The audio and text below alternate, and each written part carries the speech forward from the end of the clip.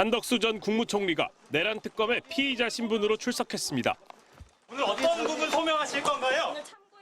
한 전 총리는 12.3 비상계엄 당시 선포문을 받은 것을 인지하지 못했다가 뒤늦게 뒷주머니에서 발견했다고 주장했습니다. 그리고 사무실로 출근을 해서 제 양복 뒷주머니에 있는 것을 알았습니다.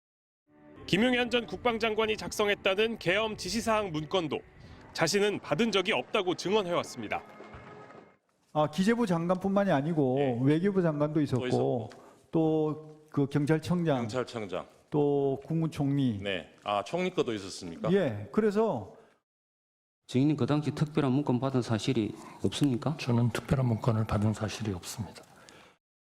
그러나 12월 3일 대통령 접견실 쪽 CCTV에는 한 전 총리가 어떤 문건을 들고 있는 장면이 포착된 것으로 확인됐습니다.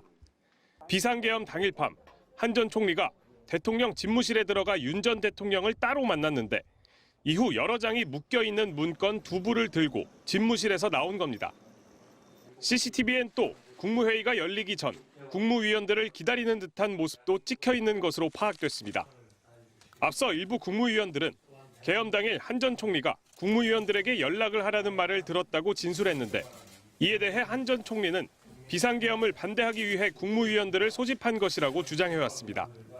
하지만 이렇게 소집된 국무위원들 덕분에 결과적으로 의사정족수 11명이 채워졌고 계엄 선포가 가능해졌습니다. 이를 근거로 특검은 한 전 총리가 계엄 선포를 전제로 국무위원들을 불러들였는지 캐묻고 있는 것으로 전해졌습니다. MBC 뉴스 윤상훈입니다. 한덕수 전 국무총리에 대한 특검의 조사는 13시간 넘게 이어졌습니다. 한 전 총리는 어제 오전 출석할 때와 마찬가지로 취재진의 질문에 아무 말 없이 귀가했습니다. 계엄 사후 문건에 또 왜 서명을 했고 왜 폐기를 하셨는지 여쭤봐도 되겠습니까? 출국 금지 상태인 한 전 총리는 내란을 방조한 혐의를 받고 있습니다.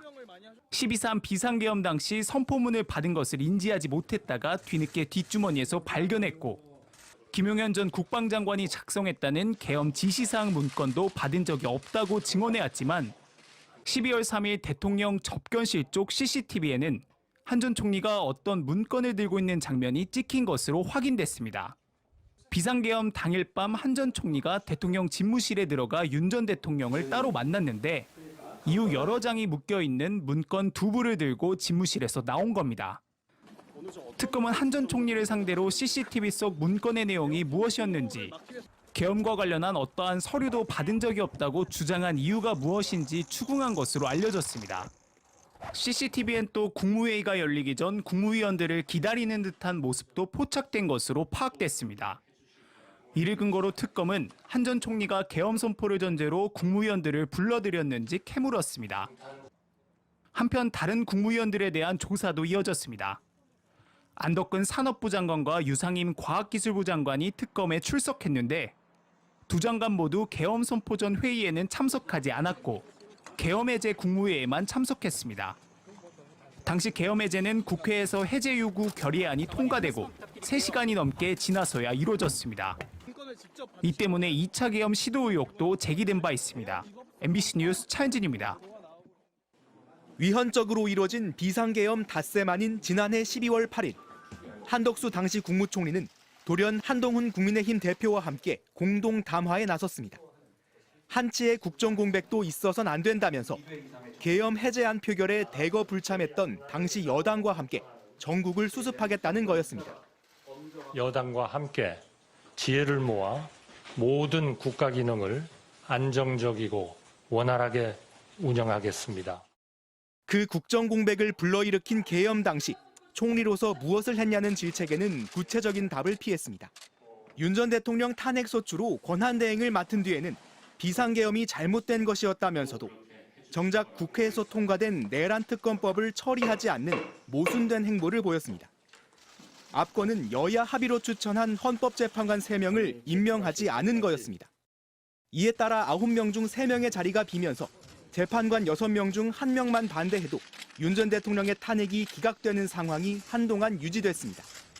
형식적인 절차에 불과했던 헌법재판관 임명을 미루며 권한대행은 최소한의 권한만 써야 한다고 주장했던 한 전 총리는 대통령의 고유 권한인 거부권은 수차례 쓰며 쟁점 법안들의 처리를 막았습니다. 결국 자신도 국회에서 탄핵 소추됐지만 기각 결정으로 석 달 만에 복귀한 뒤에는 마지막 소임으로 대선을 잘 관리하겠다고 공언했습니다. 이후 계속되는 국민의힘의 차출론에 모호한 태도를 이어가다 공직자 사퇴 시한을 사흘 앞두고 돌연 대권 도전을 선언했습니다.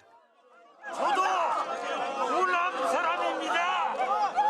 서로 사랑해야 합니다. 아껴야 합니다. 하지만 김문수 국민의힘 후보와의 단일화에만 매달리더니 한밤 후보 교체 파동 끝에 결국 9일 만에 물러났습니다. 계엄으로 혼돈에 빠진 국정을 수습해야 할 대통령 권한대행을 맡았지만 시종일관 모순적이고 이해할 수 없는 행보로 혼란을 증폭시킨 한 전 총리. 자신이 그토록 막고자 했던 내란 특검 수사가 본격화하면서 이제 그 의문스러운 행적의 비밀도 풀리게 될 것으로 보입니다. MBC 뉴스 홍익표입니다.